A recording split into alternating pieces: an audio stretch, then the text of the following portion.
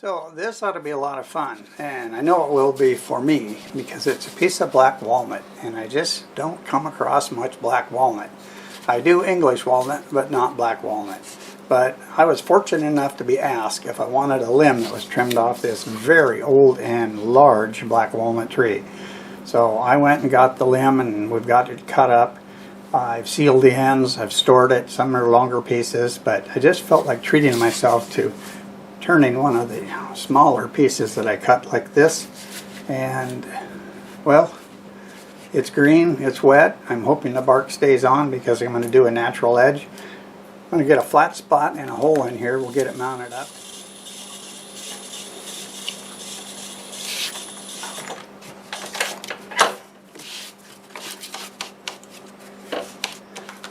So a couple things here. This is only 2 3/4, and that's 3 3/8. Well, the bottom is not cut flat, but I wanted the top to be flat, so that is pretty much flat the way I drilled the hole. And we're cutting this up and away, so it doesn't matter if it's a different height. The other thing is, with this bark, any bark, if you got to cut across it, if you go into it, there's a good chance of it peeling away.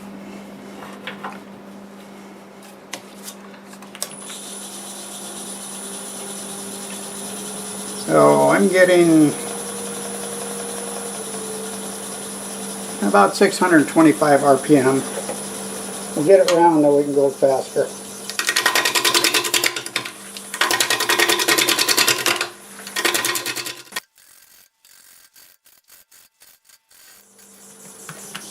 Alright, so that end was not being nice to me because that sticks out that way more. Wow, isn't that pretty? Probably maybe an hour or so ago I was looking at YouTube and a comment popped up. Louis from Spindle's Woodwork posed a question: do you like dark wood or light wood? And I put in the comment that, well, for segment work I like both, but I kind of lean towards dark wood. But in reality I like all of the woods just about equally because each one has its own features. If you haven't watched Louis at Spindle's Woodwork, go check it out. He is really doing some nice work, and I think you would enjoy it. So have a look at it. I'll put a link in the description.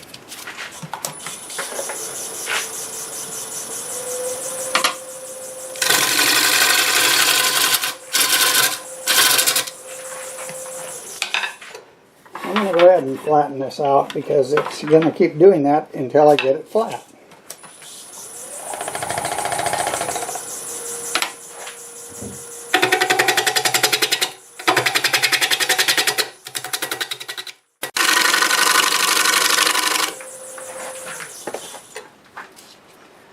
You know, that's not a bad shape to show off this grain. But I need to make the base smaller so that we get some of it up here. So we're going to take a little bit more off, maybe make the angle slightly steeper. But that's really something like this. I like to work with the grain and let it show off. I'm not so much worried about the shape. I want that grain to do it.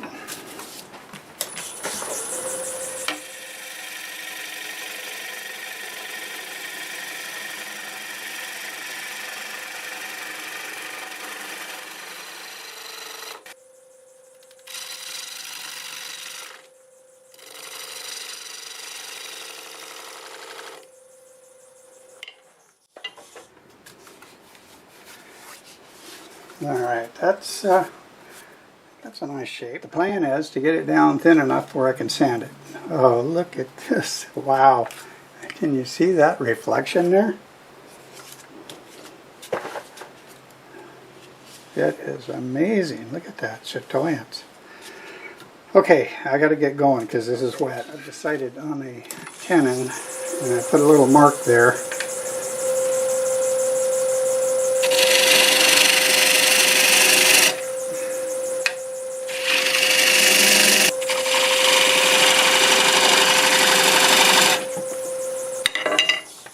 if the jaws of the chuck will fit in here, you can have a tenon.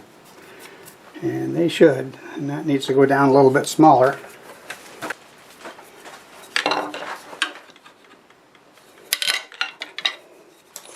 And open it up just a little bit with the parting tool.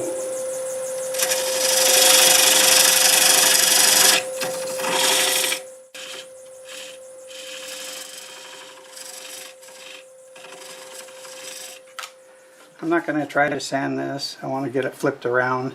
I sanded the edge of the tenon to get it nice and crisp. So I need to get it around, and as I cut down through that other side, this will dry, and then maybe I'll start sanding on that.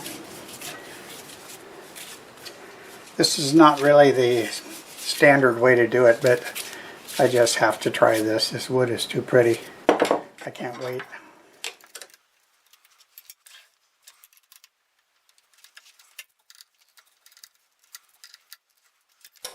So I think, well, I might leave that for just a little while. Not long.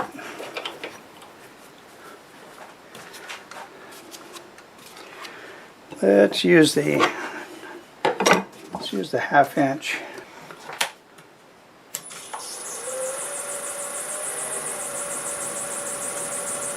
About 800 RPM.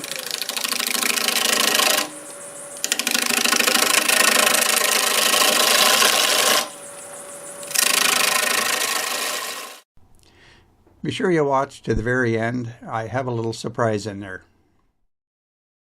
I want to sneak up on this, and the tool rest, or the tailstock's starting to get in the way.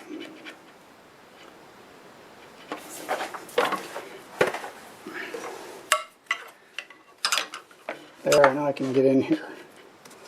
See where I'm at.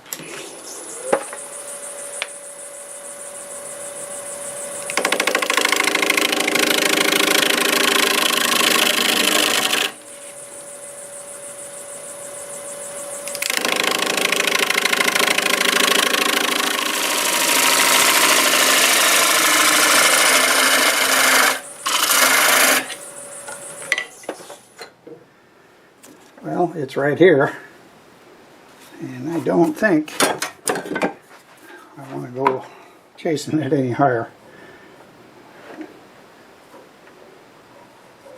Maybe when I clean it up, it'll show up. Speaking of which, I really need to clean this up right here, or I won't be able to.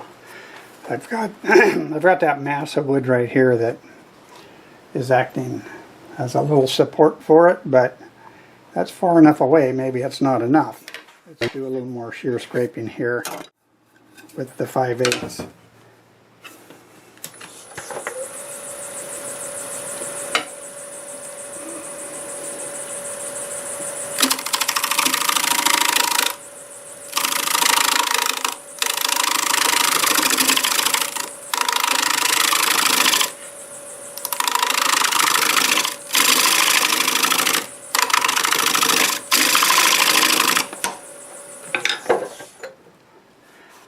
How about that? That looks great.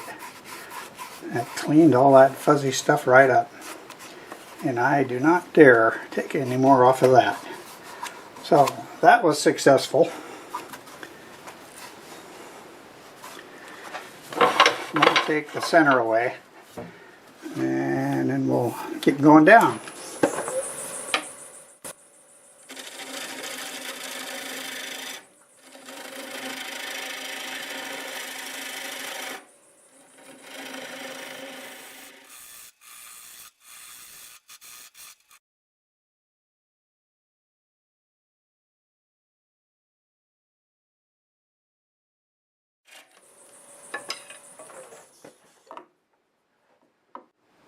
Okay, we're good here, and we need to take about 1/4 more off from here down to there. So nothing here, 1/4 off.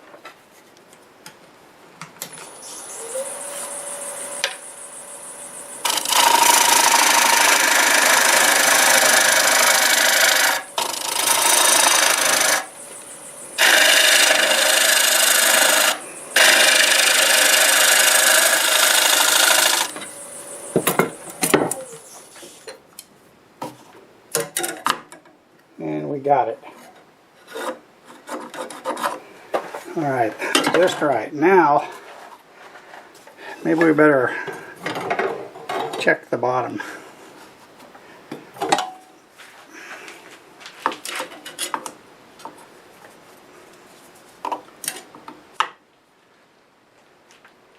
Alright, so that is about 5/8, but I'm also down 1/8, so we have about a 1/2 inch.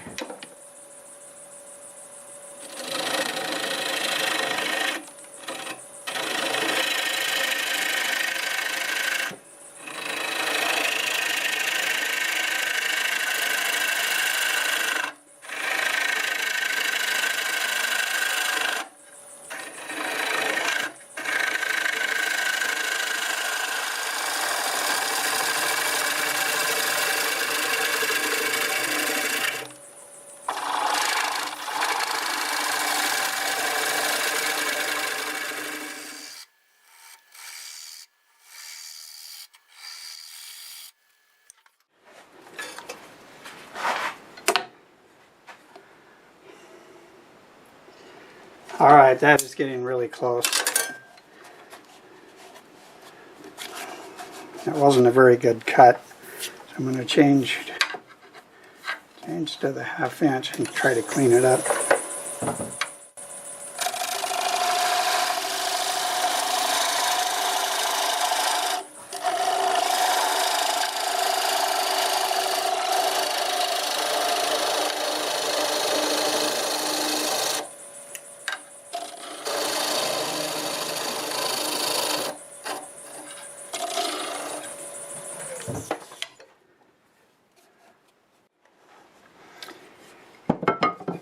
I think I'll use the negative rake scraper here to smooth that out.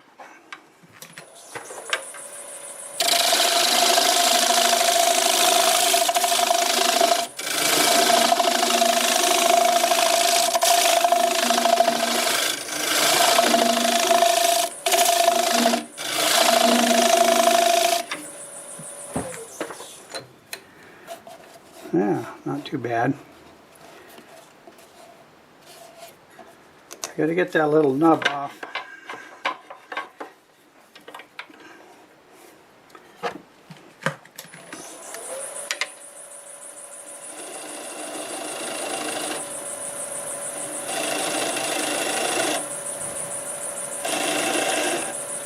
There.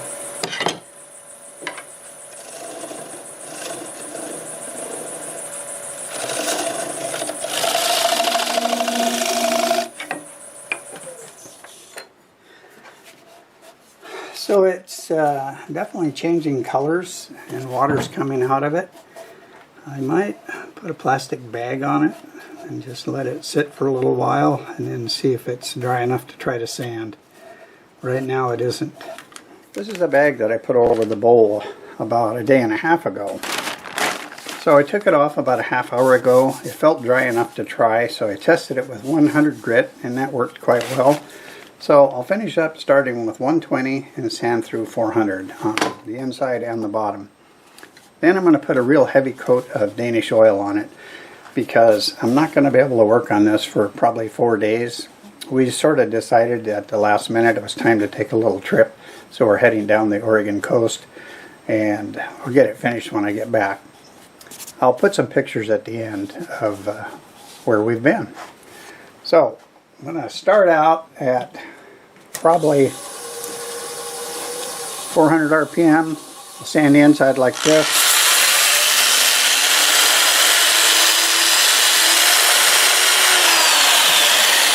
I don't want to take a chance on this bark area, so we'll just do that.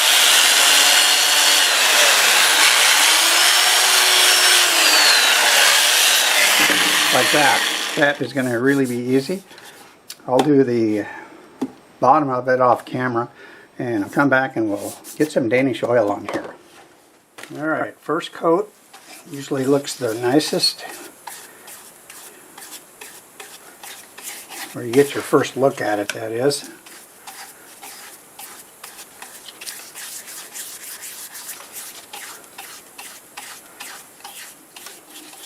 I'm just trying to stabilize this piece. I know it has to still have some moisture in it. So that's it. Actually, looking at it in the viewfinder, it really looks cool. Alright, see you for the next step. As you can see, we're back from our short little trip, and I'm almost through here. I'm just buffing out the axe polishing paste, and as soon as I am through doing that, I'll show you what we ended up with. So I'll be right back. Well, here it is. It is all done, and I think this is a beautiful piece of black walnut. Just look at that grain. It's really nice. Really looks good this way too. All depends how it's in the light. It really shows up nicely. And the base as well. That's very pretty. I like the contrast that you get with the hardwood and the sapwood and the bark. It's kind of a special thing with black walnut. Finished 9 inches long. It's 6 3/4 wide, and it's 3 inches tall. And the walls are a pretty consistent 1/4 inch. Right before we left, I decided I needed to get something on it, so I put Danish oil on it. After about 5 days or so, when we got home, I wasn't liking it as much, so I decided to use wipe-on poly, and I put 3 coats of that on. And then I used the abrasive paste on it with a paper towel by hand and buffed it out. And you saw at the end I was using the axe polishing restoring paste, and it did a really nice job on it. So make sure you stick around to the very end of this video. There's a picture of where we were at, and inside of that picture there's something going on. Let me know what you think that is in the comments, and I hope you enjoyed this video. If you liked the video, you can let me know by hitting that like button. Also, leave a comment and tell me what you think. I love reading them all, and I do my best to answer them all. If you're currently not subscribed, please consider doing so. If you are subscribed, thank you very much. I truly appreciate each and every one of you. I do all types of turnings, and I love doing them all. Thanks again, and until the next time, see you later.